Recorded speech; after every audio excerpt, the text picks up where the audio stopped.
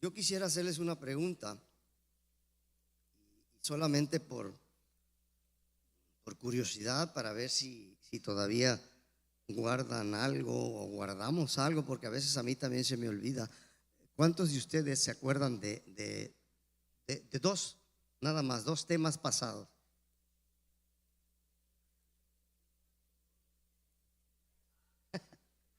Nada se la sabe. De humildad, de lealtad, de todo eso hemos hablado. No acostumbro o no acostumbramos con el pastor decirme, ¿qué vas a compartir? No, nunca. Le digo, pastor, ¿quieres que comparta lo que Dios te dé? Y Dios me puso en mi corazón a hablar de un tema que se llama integridad. Integridad, pero una integridad no en tiempos fáciles. Porque mantenerse íntegro en tiempos fáciles creo que es más fácil. Pero en tiempos difíciles se nos complica. Pero yo te voy a hablar de una integridad no de la que estamos impuestos a escuchar. La integridad que nos pide esta tierra, esta generación es muy poco. Dios es más profundo. Y vamos a empezar con el Salmo 15, 1 y 2. Es una pregunta de David. Le dice: Jehová, ¿quién habitará en tu tabernáculo? ¿Quién morará en tu monte santo? Contestación: el que anda en integridad y hace justicia y habla verdad en su corazón. Señor Jesús, te doy gracias por esta palabra. Espíritu Santo, yo te pido que tomes control de este lugar, que tú hables a cada corazón, que no me escuchen a mí, que escuchen esa palabra que tú tienes para cada uno de ellos, Señor, y para mí también, Señor. Yo solamente soy un instrumento que me dejo usar por ti. Espíritu Santo, te pido que tú te muevas en este lugar y hagas lo que tú tienes planeado hacer con cada corazón, con cada vida, con cada varón, con los que estamos aquí reunidos, solamente para escuchar tu palabra. En el nombre de Cristo Jesús, yo te doy la gracia, Señor. Amén y amén. Sí, eso es lo que espero yo, que el Espíritu Santo hable, porque yo no sé hablar. Y vamos a ver, en la sociedad la integridad la asociamos mucho con dos cosas: ser honesto y decir la verdad. Y ya con eso somos íntegros. Pero yo te voy a hablar la integridad que Dios quiere que nosotros desarrollemos en la Biblia. Porque Dios te pide algo más profundo, o nos pide algo más profundo. Para Dios la integridad no es solo una cualidad moral, no, sino es una forma de vivir. Dios nos pide una forma de vivir en integridad. No de vez en cuando la situación esté a nuestro favor, vamos a ser íntegros. No, quiere una integridad que sea una forma de vivir en nuestra vida, para que esa integridad refleje un corazón que está completamente entregado a Él. ¿Cómo voy a ver que tú estás entregado a Dios? Con tu integridad, viendo tu vida, una vida íntegra delante de Dios. Entonces voy a poder decir: ese hombre, esa mujer está completamente entregada a Dios. Comprender el significado bíblico de la integridad, eso nos va a ayudar, ¿sabes a qué? A entender el tipo de carácter que Dios quiere que formemos en nuestras vidas. Es muy importante saber cuál es la integridad. La palabra integridad en el Antiguo Testamento proviene principalmente del término hebreo tom y tumá, que significa firmeza, rectitud, sinceridad, pureza y de una vida sin doblez. Ahora, la idea principal es la de una persona que está completa. Una persona íntegra está completa, no le falta nada, es completo en todo lo que él hace, lo hace completo, lo hace bien, lo hace íntegramente. Ok, es una persona también que su interior está de acuerdo con su exterior. O sea, van caminando como una cualidad que tenemos de ser íntegros, tanto por dentro pero también por fuera. Es alguien que no vive con dos caras, que no vive con dos estilos de vida y mantiene un carácter delante de Dios y delante de los hombres igual. No cambia. En el Nuevo Testamento tú no vas a encontrar la palabra integridad muy frecuentemente. En el Antiguo Testamento sí, pero en el Nuevo Testamento, y yo sé que lo vas a encontrar, hay frases relacionadas con este concepto y se expresa mediante términos griegos. Acuérdate que te estoy hablando de hebreos en el Antiguo Testamento, pero en el Nuevo Testamento, en el griego vas a encontrar palabras como sinceridad, como pureza, como rectitud, como honestidad y también irreprensible. Y yo sé que lo has escuchado en el Nuevo Testamento, desde Mateo hasta Apocalipsis. Tú y yo estamos llamados a vivir una vida íntegra, sin hipocresía y con un corazón limpio delante de Dios. Y vamos adelante porque este tema está un poquito largo. La integridad. Yo quiero que sepas que la integridad no es perfección, porque a veces se puede confundir la integridad con perfección. No significa que una persona nunca peque o nunca se equivoca. De hecho, la Biblia en Romanos 3:23 nos muestra que todos somos pecadores.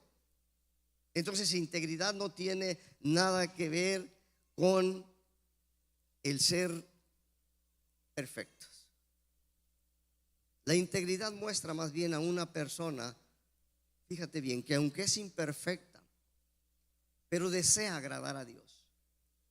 Tiene un corazón sincero y cuando falla, cuando peca, cuando hay una falta delante de Dios, entonces reconoce que ha pecado, reconoce su pecado, se arrepiente y vuelve a los caminos del Señor. O sea, no se queda en 2 o 3 conceptos solamente, sino que reconoce su pecado, se arrepiente y vuelve a los caminos del Señor. Esa es una persona íntegra. Por eso hombres como Job, como David, como Daniel, y vemos muchísimos hombres en la Biblia que caminaron en integridad. Fueron llamados íntegros, pero no porque fueran impecables, o sea, que nunca pecaban, sino porque caminaron con un corazón sincero delante de Dios. Ahora, hay una definición bíblica de lo que es la integridad y te la voy a decir. La integridad, dice, eso es la condición de una persona cuyo corazón, palabras y acciones están en armonía. ¿Ok? Están en armonía con la voluntad de Dios, viviendo con sinceridad, rectitud y fidelidad, sin doblez ni hipocresía, tanto en público como en privado. Hay características que definen la integridad bíblica y son las siguientes: ser la misma persona en cualquier lugar. No, aquí soy Don Alex y en mi casa soy, quién sabe qué tanto me dirán mis vecinos. No, soy la misma persona. Yo me comporto igual aquí que en mi casa, aquí que en el trabajo, aquí que en la calle me comporto igual. Una persona íntegra debe ser. Yo camino hacia la integridad, no soy un hombre íntegro. Caminamos hacia la integridad. Tenemos muchos defectos, pero Dios quiere pulirnos de esa manera. Vivir conforme a los principios de Dios. ¿Cómo estamos educando a nuestros hijos? ¿De acuerdo a los principios de Dios? ¿O de acuerdo a cómo se te viene a la mente? ¿Cómo estamos llevando nuestro matrimonio conforme a la voluntad de Dios? ¿Le modelamos a nuestros hijos a Jesucristo? ¿Nuestra compañera tiene un buen concepto de nosotros? ¿Yo vivo conforme a la voluntad de Dios? Otro concepto, hablar la verdad y actuar con honestidad. ¿Sabías que una mentira se va a tapar con otra mentira? Y esa mentira se tapa con otra mentira y esa mentira se hace una bola de nieve, pudiendo haber dicho la verdad desde un principio. Integridad. Mantener una conciencia limpia delante de Dios. Y anduve buscando muchos investigando sobre esto y me gustó esta. Mira, es la paz mental y espiritual que resulta de actuar con integridad. Significa alinear nuestros planes con nuestros valores morales, asumir la responsabilidad por nuestros errores y tratar a los demás con honestidad y con respeto. ¿Cómo es esto? Si yo quiero ser un hombre íntegro delante de Dios en mi trabajo, Me deben de conocer por un hombre íntegro y honesto, que le doy respeto a la gente porque la gente me va a respetar. Si tú no te das a respetar en tu trabajo, la gente no te va a respetar. Pero a veces queremos que nos respeten sin nosotros primero respetar a la gente. Yo trabajé 17 años aproximadamente de taxista. Cuando yo salí de ahí, el que estaba en ese tiempo ahí, no recuerdo su nombre, de secretario general, me llamó y me dice: quiero darte este reconocimiento por tu integridad como taxista. La integridad que el hombre nos pide solamente es ser respetuoso con los demás, y yo fui respetuoso con los demás. A mí nunca me pusieron un reporte por haber hecho algo deshonesto. Me porté honestamente y le doy gracias a Dios porque yo les hablaba de Dios. Hace rato me encontró un taxista que vino aquí, dice: yo te conozco, dice, y es verdad lo que estás diciendo. Aquí estaba, yo no lo conocía, no me acordaba de él, pero si nosotros queremos caminar en integridad, tenemos también que tener coherencia entre lo que se cree, lo que se dice y lo que se hace. Si yo le digo a mi hijo: hijo, tú tienes que buscar a Dios, y tú lo buscas. Yo le digo a mi hijo: tienes que orar cuando menos como lo hacía Daniel 3 veces al día, y tú lo haces. Tiene que haber una coherencia entre lo que yo digo, entre lo que yo hago y lo que yo creo. Integridad. Permanecer fiel a Dios aun cuando nadie me está observando. Nadie me ve y voy a agarrar un cigarrito, voy a echarme una cervecita, voy a agarrar un cambio que me dieron de más y me lo voy a llevar a mi bolsa porque pues es la bendición de Dios. No, honestidad. Aunque nadie me está viendo, yo sé que Dios sí me observa. Dice Salmo 25:21: integridad y rectitud me guarden, porque en ti he confiado. La verdadera integridad, mi hermano, comienza en el corazón. Pero cuando nosotros tenemos integridad, se va a reflejar en cada paso de nuestra vida. Hay hombres íntegros en la Biblia y una cantidad enorme, pero yo te voy a hablar solamente de 4 hombres íntegros en tiempos difíciles. Daniel 6:10 dice: cuando Daniel supo que el edicto había sido firmado, entró en su casa y, abiertas las ventanas de su cámara que daban hacia Jerusalén, se arrodillaba 3 veces al día y oraba y daba gracias delante de su Dios, como lo solía hacer antes. ¿Qué pasa? El rey Darío había firmado una orden, un decreto. Dijo: está prohibido orar a cualquier Dios que no sea yo. Esa era la orden que había dado. Daniel no cambió su hábito de oración por miedo a su castigo. Él no la cambió. Su integridad, ¿en qué consistió? En permanecer fiel a Dios, aún sabiendo que lo que hacía lo llevaría al pozo de los leones. La integridad, hermanos, se demuestra cuando seguimos obedeciendo a Dios, aunque la sociedad o las leyes nos presionen para hacer lo contrario. Génesis 39:9 con José: no hay otro, dice, no hay otro mayor que yo en esta casa, y ninguna cosa me ha reservado sino a ti, por cuanto tú eres su mujer. ¿Cómo pues haría yo este grande mal y pecaría contra Dios? Otra muestra de integridad. La esposa de Potifar, y todos lo sabemos, intentó seducir a José. José salió huyendo, pero entendió algo. Dentro de esa integridad, entendió que el pecado no era solo contra Potifar, no, era contra Dios. Por eso prefirió perder la posición que tenía, ser encarcelado, antes de traicionar la fe. Integridad. La integridad es elegir, mi hermano, a Dios antes que aprovechar oportunidades que parecen beneficiosas, pero que al final son pecaminosas.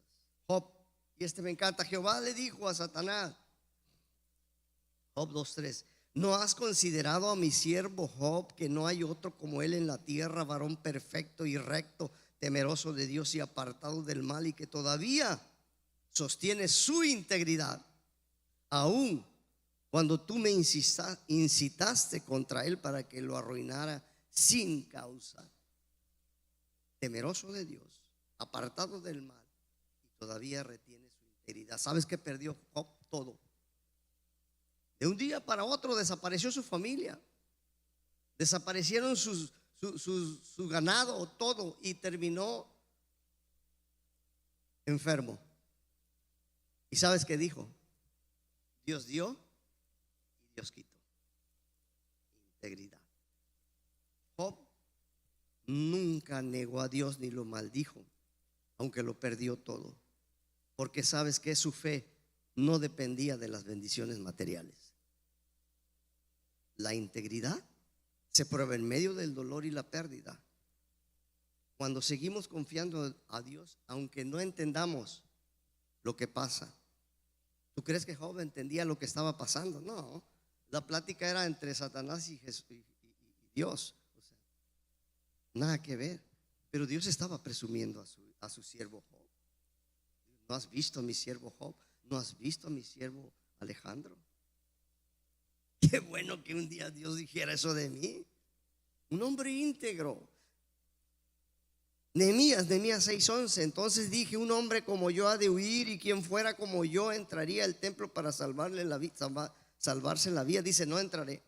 Nehemías estaba reconstruyendo el muro, y había enemigos que no querían que reconstruyera el muro, y le dijeron: vete, para que no te hagan daño, vete a refugiar al templo, ahí nadie te va a hacer nada. Él dijo: no, yo voy a hacer lo que Dios me puso a hacer. Yo soy un hombre íntegro, y yo no me voy a esconder por miedo a lo que me hagan. Los enemigos de Nehemías intentaron intimidarlo para que abandonara la construcción de los muros, pero él se negó a esconderse.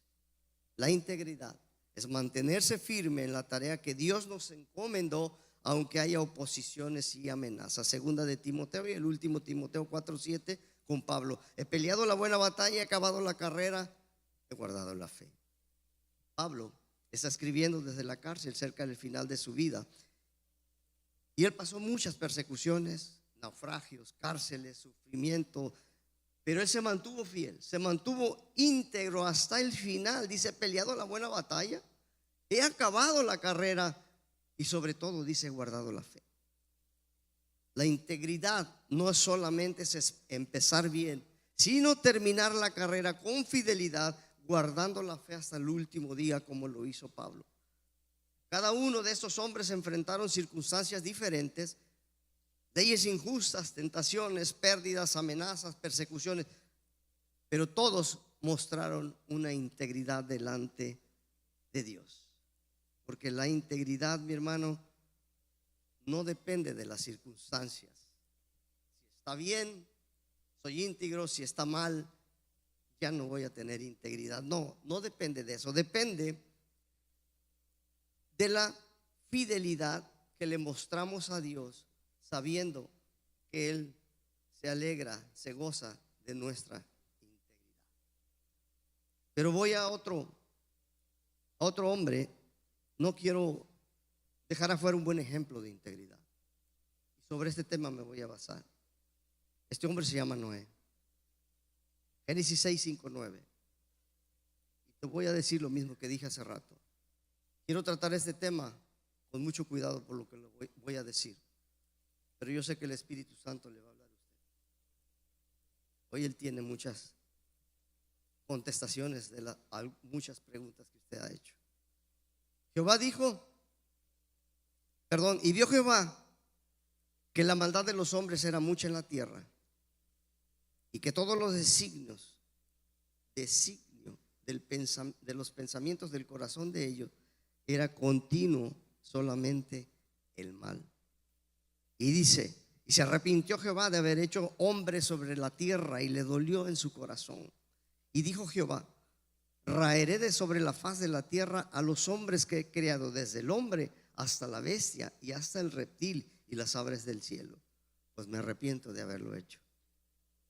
Pero Noé halló gracia ante los ojos de Jehová. El 9 dice: estas son las generaciones de Noé. Noé, varón justo, era perfecto en sus generaciones. Con Dios caminó Noé. Quiero presentarte esta imagen de la genealogía de Noé. Noé es la 10ª generación desde que creó Dios al hombre, a Adán y a Eva. Cuando a Adán se le muere un hijo, cuando lo mata Caín a Abel, Dios le repone ese hijo con un hombre que se llamaba Set.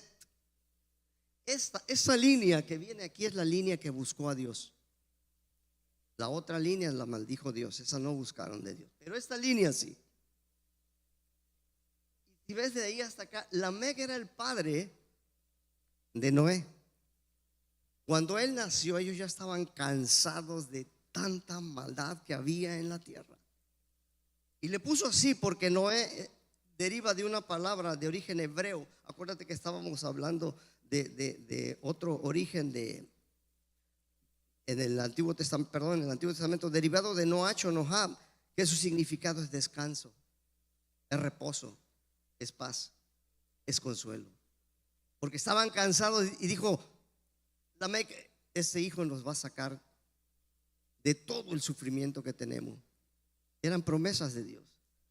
Lamec, el papá, fue tremendo, se desvió pero hasta aquí buscaron de Dios. Por eso dice ahí, fue íntegro en sus generaciones. Sus generaciones de ahí para allá buscaron a Dios. Matusalén tiene un significado. Ese nombre en el hebreo quiere decir: el día que yo muera habrá juicio. ¿Y sabes cuándo murió? El mismo año que vino el diluvio. Integridad en sus generaciones. Ahora, hagamos un análisis de los tiempos. Génesis 6:5. Mira, mi hermano, la palabra de Dios no esconde ni ha escondido nunca la realidad de lo que pasó en ese entonces. Cuando nosotros abrimos el libro de Génesis en el capítulo 6, nos encontramos con un panorama doloroso. El versículo 5 dice: y vio Jehová que la maldad de los hombres era mucha en la tierra, y que todo designio del pensamiento del corazón de ellos era de continuo solamente el mal. Ahora veamos esto, la importancia que tiene esas palabras en el hebreo original. La maldad de ese entonces no era una crisis moral pasajera. Es que están chavos, se están divirtiendo, déjalos que hagan un poquito de maldad, luego lo arreglamos. No, eso no era algo así. Era ya la naturaleza misma de la sociedad. Era una forma desordenada de vivir. La palabra designio, yetzer, se refiere al fundamento, a la fuente misma del pensamiento, de la imaginación, de los deseos más profundos, de los malos deseos más profundos del hombre de ese entonces. O sea, ese texto nos dice que la humanidad entera había llegado a un punto que el 100% de sus pensamientos y el 100% del tiempo, porque dice de continuo, buscaban el mal. No había tregua para el mal. Hacían una maldad, hacían otra maldad y ya estaban pensando en qué maldad seguía. Estaba mal. La tierra se había llenado de violencia, de egoísmo y una total indiferencia hacia el Creador. ¿Sabes cuántos años pasaron de aquí a acá? 1600 años. Y se habían olvidado de Dios. Siendo que cuando Dios los creó, cuando Dios creó a Adán y a Eva, dijo: hagamos al hombre. Yo no sé, me imagino al Señor diciéndole a todos sus séquitos ahí: hagamos. Estaba emocionado porque él iba a hacer su creación perfecta. Él se emocionó con Adán porque todos los días lo visitaba. ¿Usted cree que no los amaba? Los amaba tanto. Le digo a mi mujer que los tenía como consentidones. ¿Sabe por qué vivían tantos años? La Biblia habla de que la tierra producía su agua hacia arriba, o sea, regaba las plantas. En el cielo, en el firmamento, o donde ellos estaban, había como una telita de rocío para que el sol no pasara de lleno y les diera en la piel y se envejecieran. Por eso ellos no envejecían. Estaban súper cómodos.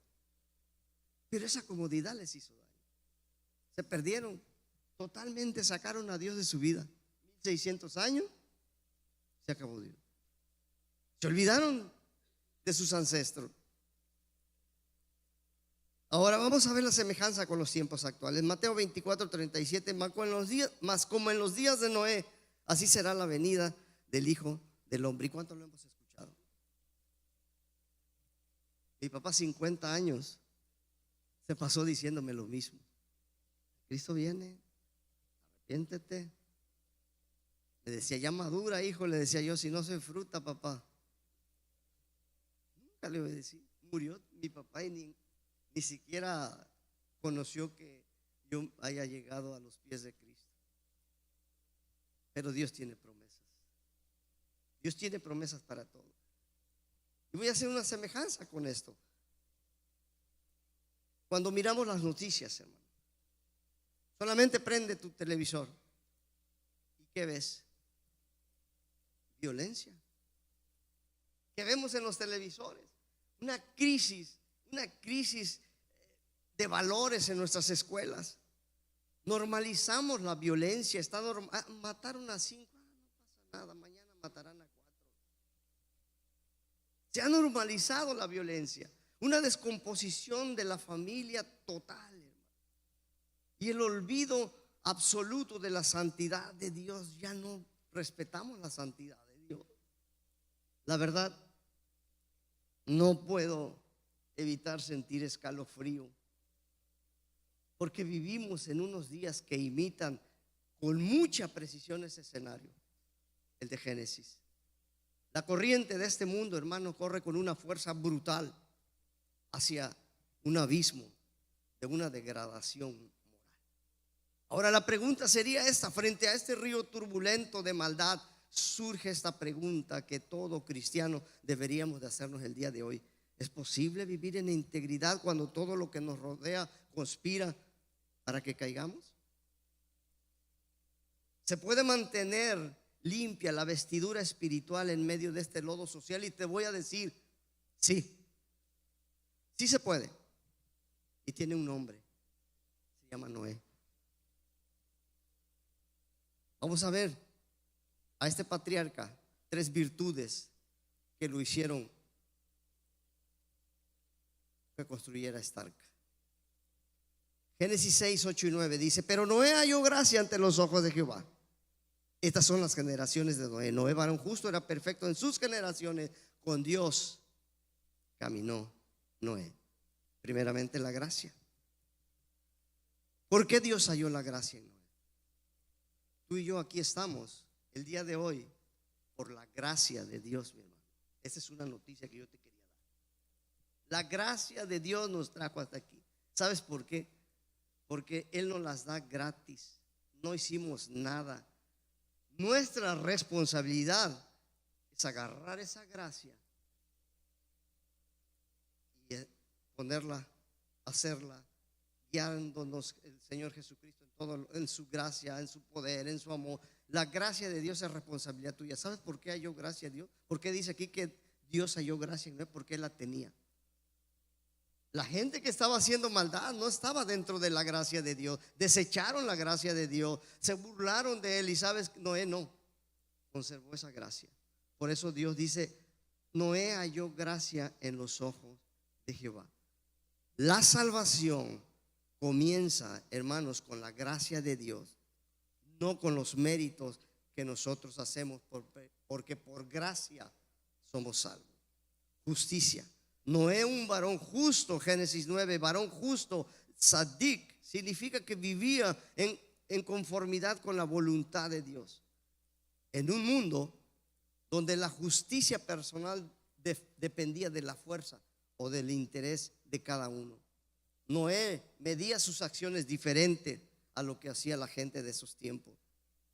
La gracia de Dios produce una vida justificada y agradable delante de Dios. Pero vamos con la integridad. Es el tema que estamos hablando. Dice, Noé era perfecto, íntegro en sus generaciones. Génesis 6:9. Perfecto en sus generaciones también es la palabra en hebreo. No significa que Noé no cometiera pecado. Cometió pecado, Noé, pero sí tenía una vida íntegra y moral, espiritual delante de Dios. No estaba contaminado con las prácticas idolátricas, ocultistas, perversas de esa época. Y hay una similitud en los tiempos de ahora. Era hombre íntegro, era hombre de una sola pieza. Porque la verdadera salvación se va a evidenciar con un carácter íntegro delante de Dios. La comunión con Dios. ¿Se acuerdan que el pastor Juan habló de eso? De la comunión íntima con Dios.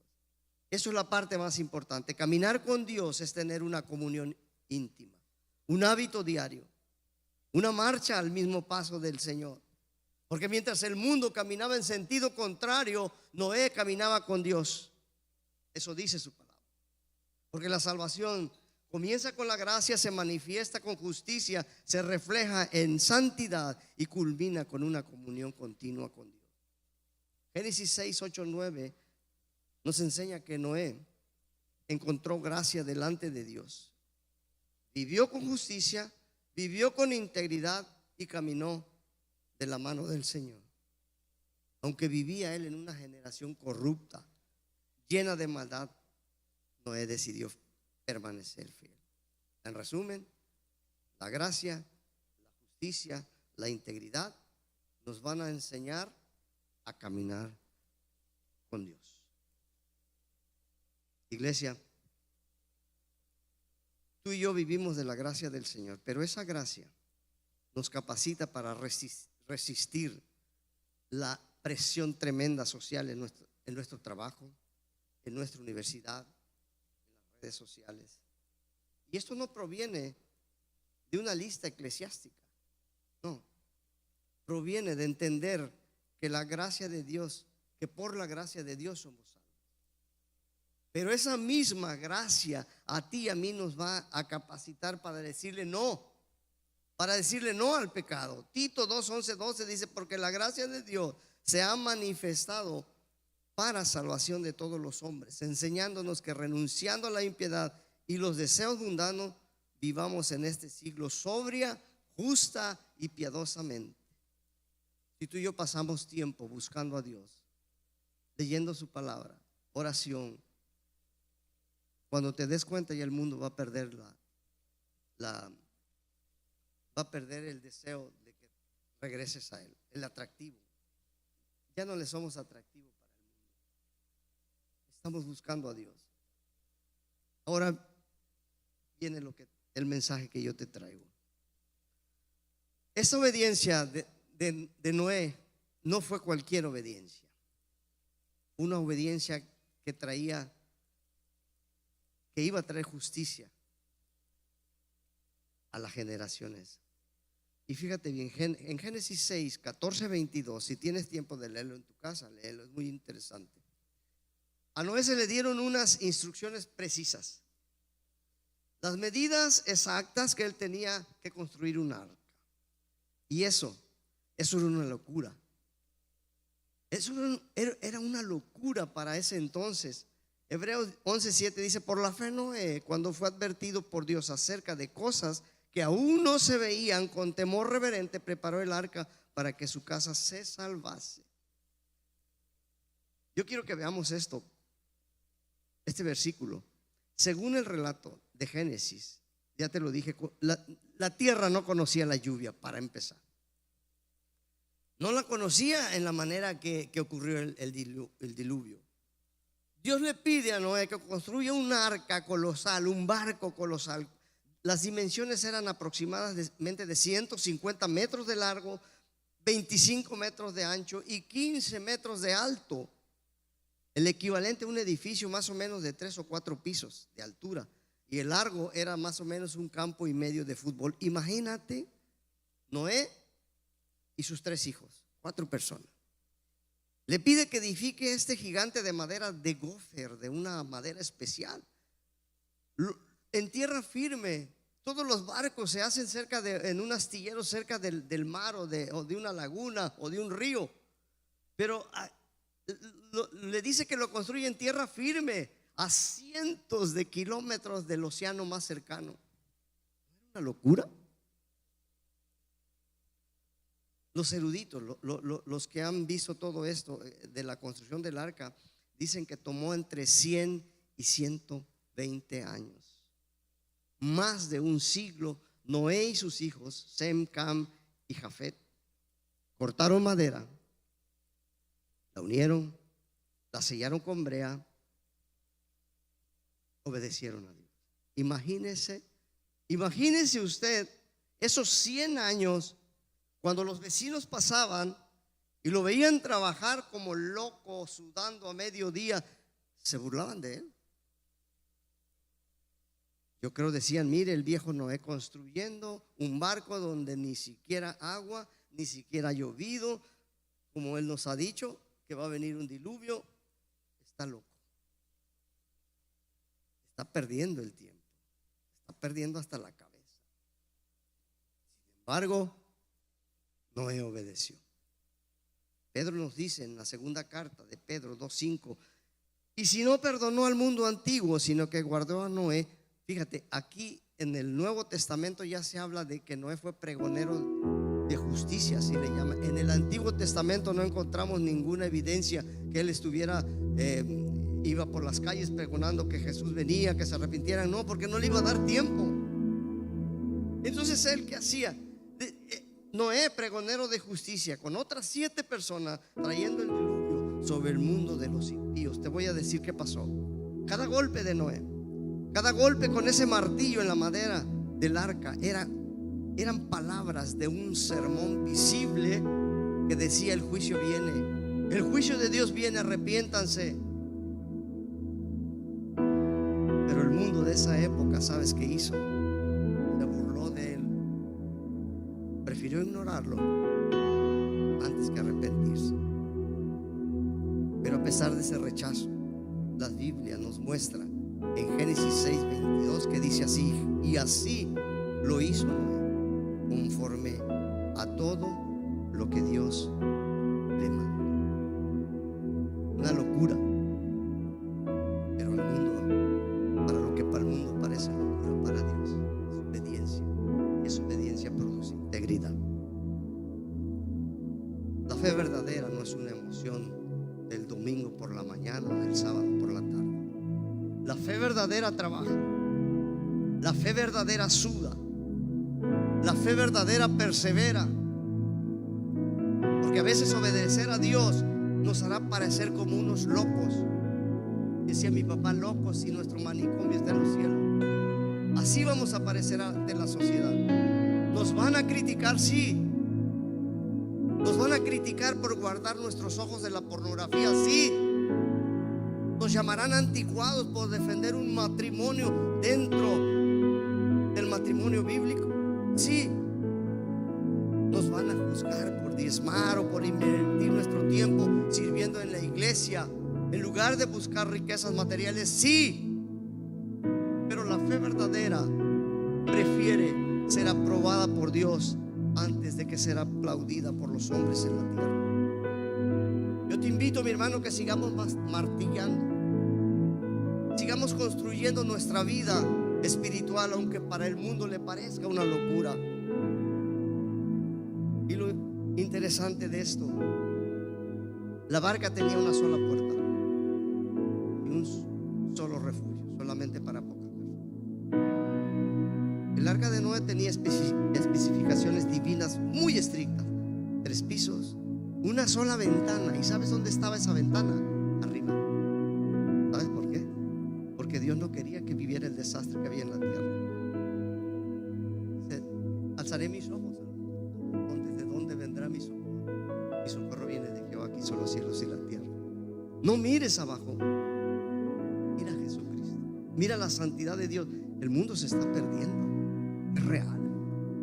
El mundo se está acabando, es real.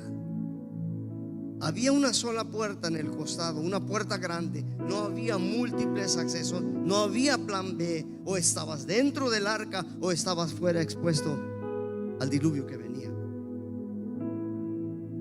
Hay un acto importante que se llama el cierre divino. Para mí este detalle teológico es uno de los más poderosos del Antiguo Testamento. Génesis 7:16 dice así: los que vinieron, macho y hembra, de toda carne vinieron, como lo había mandado Dios.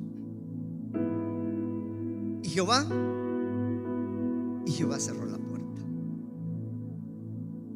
Yo quiero que veamos esto con los ojos de la fe de Dios. Hay dos cosas importantes aquí. Noé no cerró la puerta por dos cosas: porque no tenía la fuerza para hacerlo. Era una puerta grandísima. Sus 3 hijos y él no lo iban a poder hacer. Pero tampoco tenía la autoridad de cerrar, de clausurar el tiempo de la gracia. Dios le había dado 120 años para que entraran por esa puerta y ninguno entró. La Biblia nos habla que solamente se salvaron las esposas de sus hijos, Noé y su mujer, 8 personas. 120 años esperando que alguien entrara por esa puerta y nadie lo hizo. Y vino un día que Dios cerró ese acceso. ¿Sabes qué hizo? Le puso un sello. La cerró y le puso su sello por la parte de afuera. Cuando vino el diluvio, toda la gente corría hacia el arca y le gritaban a Noé: Noé, Noé, ábrenos que nos ahogamos. Y sabes que les gritaba de adentro: él no puedo abrirla, dice, porque Dios la selló por fuera. Triste de esta historia. Mucha gente se quedó por fuera porque tuvieron 120 años y nadie entró. Hay dos cosas más que yo aprendo de esto. La paciencia de Dios tiene un límite. La puerta estuvo abierta de par en par. Cualquiera que pasara por ahí pudo haber entrado y haberle dicho: no, yo te ayudo, yo creo en lo que nos dices. Ninguno entró. Pero llegó el día en que se agotó el tiempo y Dios mismo cerró ese acceso. La seguridad de los santos es inquebrantable. Cuando el diluvio comenzó, cuando las fuentes del cielo se abrieron, dice la palabra de Dios, y fueron rotas, los cielos se abrieron, las aguas golpearon contra el arca con furia descontrolada, los relámpagos rasgaban el cielo, las olas sacudían la embarcación por dentro. Había una familia completa que estaba perfectamente segura. ¿Sabes por qué? No porque era un Titanic, dijeron que era indestructible. Una arca pequeña. No era indestructible por sí misma, sino estaban guardados adentro esta familia porque Dios la había cerrado por fuera. Y lo que Dios sella, el diablo no lo puede. Lo que Dios protege, a la familia que protegió Dios, nadie puede destruirla, nadie, porque Dios la protege. Ninguna tormenta puede hundir ese barco. Hermanos, yo quiero decirte en esta oportunidad que tengo de hablarte sobre este tema, que el arca de Noé es un cuadro profético de los tiempos de ahora. En Juan 10:9 el Señor nos dice esto: yo soy la puerta, no está cerrada. Esa es su palabra para ti, para mí. Yo soy la puerta, el que por mí entrare será salvo. Hay gracia todavía. Todavía tú y yo tenemos la oportunidad de entrar por esa puerta antes de que se cierre, porque vendrán los días, y no te quiero espantar, pero después del arrebatamiento vendrán días, dicen, que la gente tendrá hambre de escuchar la palabra de Dios y todas las iglesias estarán cerradas, no habrá nadie. Tarde. Está cerrada la gracia. Por eso Dios te dice: yo soy la puerta, entra, hay oportunidad. El juicio de Dios, mi hermano, contra el pecado de esta humanidad es real. No lo podemos ignorar. Pero Dios, en esa misericordia que ha tenido y la tendrá por nosotros, nos provee de una sola arca de salvación, y su nombre es Jesús. Cuando tú y yo nos arrepentimos de nuestros pecados y entramos por fe a los pies de Cristo, somos sellados con el Espíritu Santo. Las tormentas de la vida, las crisis económicas, las enfermedades, la misma muerte pueden golpear nuestra barca, pero sabes que estamos seguros, completamente seguros, dentro de esa barca, dentro de ese refugio que se llama Jesús. El diluvio pasó, las aguas descendieron, el arca reposó, dice la palabra de Dios, en el monte Ararat. Y tú sabes toda la historia. Lo primero que hizo Noé, cuando pasó todo, cuando pisó la tierra, fue levantar un altar al Señor y ofrecerle adoración. Y dice la palabra de Dios que él respondió pintando el firmamento con un arco iris. La verdad que precioso. Yo cuando veo el arco iris, si lo has visto alguna vez, es cuando llueve o cuando va a llover o cuando va a haber una tormenta, ese arco iris es la mano de Dios, los dedos de Dios pintando un momento para que tú y yo nos acordemos de un pacto que hizo con generaciones venideras. Nunca más destruir esta tierra con agua. Se entristeció su corazón por tanta maldad que había y el juicio que había venido sobre esa tierra. Y le dijo: cuando veas esto, y yo te lo digo también a ti, cuando tú veas ese arco iris, verdad que a mí me da escalofrío verlo, porque digo, esa es la mano de Dios. Es real, es un pacto real que vemos visible. Ese es el arco iris que Dios le hizo como un pacto a Noé. Las corrientes, hermanos, culturales intentan arrastrar a nuestros hijos, ¿sí? Destruir hogares, matrimonios en declive. Sobre todo quieren enfriar nuestra fe, pero la palabra del Señor para nosotros, para ti, para mí, el día de hoy, es levantarnos con una fe inquebrantable como la que tuvo Noé. A veces nos hemos sentido agotados de ser los únicos quizás que hacemos lo correcto y pensamos que estamos nadando en contra de la corriente, pero tenemos que regresar a ver a Jesucristo y verás que tu esfuerzo no ha sido en vano. Estás construyendo un arca, esa arca de salvación para tu familia. Un día tendrás la recompensa por lo que has hecho. Sigamos guardando nuestro corazón. Si hoy te das cuenta quizás que estás viviendo o has vivido fuera del arca, bajo tus propias reglas, expuesto a las tormentas de este mundo, sin un refugio real, déjame decirte algo. La gracia, la puerta de la gracia aún está abierta hoy.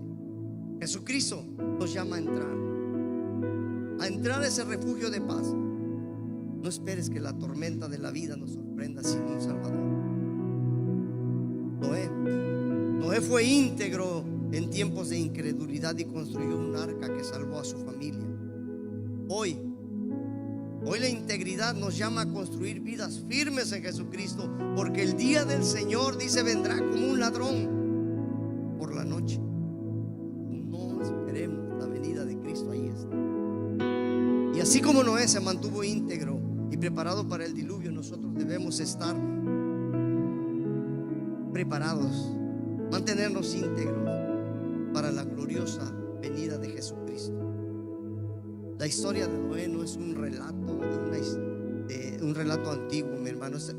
La historia de Noé es un espejo de nuestra realidad espiritual, porque en medio de una generación corrompida, Dios encontró a un hombre justo que caminaba en obediencia a él.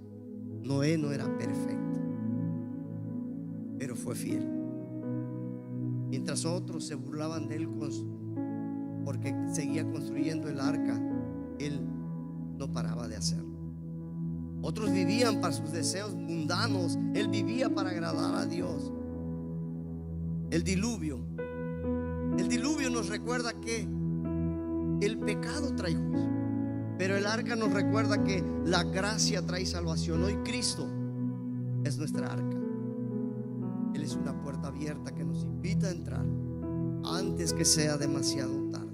Y así como Noé salvó a su familia por su obediencia, nosotros podemos hacer lo mismo. Podemos hacer la diferencia en nuestro hogar, en nuestra comunidad, en esta generación. La pregunta es: ¿estamos construyendo nuestra arca? Porque te voy a decir algo: cada decisión de fe que haces, cada acto de obediencia delante de Dios, cada paso de integridad es una tabla de esa construcción espiritual que protegerá nuestras vidas y las de los nuestros. Noé no esperó que las nubes se oscurecieran para empezar. Él obedeció el primer día que Dios le dijo: construye esta arca donde tu familia se va a salvar. Y así lo hizo. Obediencia. Hoy Dios nos llama a tomar esa misma decisión. No sabemos cuándo vendrá esa tormenta, pero sí sabemos, hermano, que la gracia de Dios ya está disponible. La puerta está abierta y se llama Jesús. No la dejemos pasar.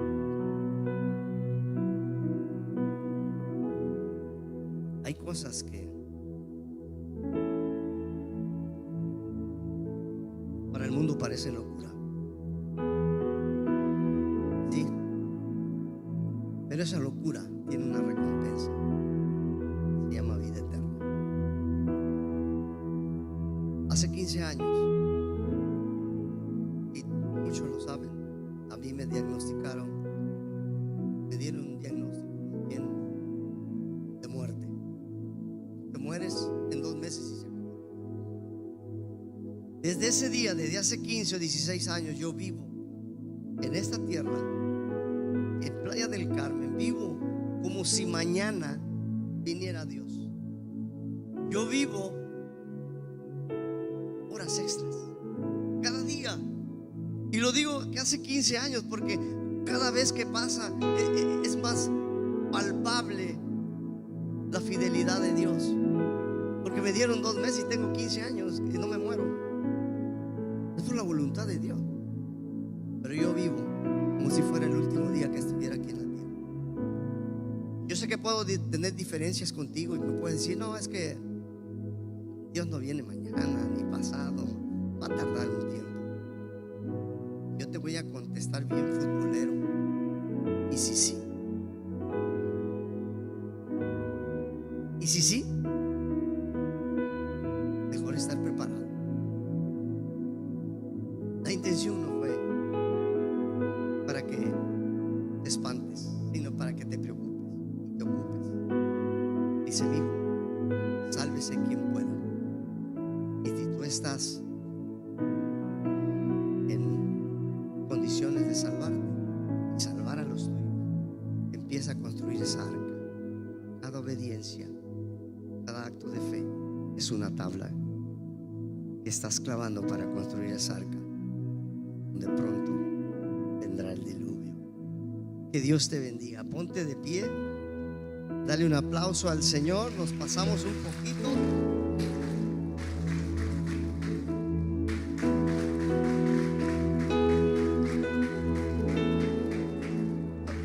Muchas personas han llegado a este día que quizás nunca han hecho la decisión de aceptar a Jesucristo.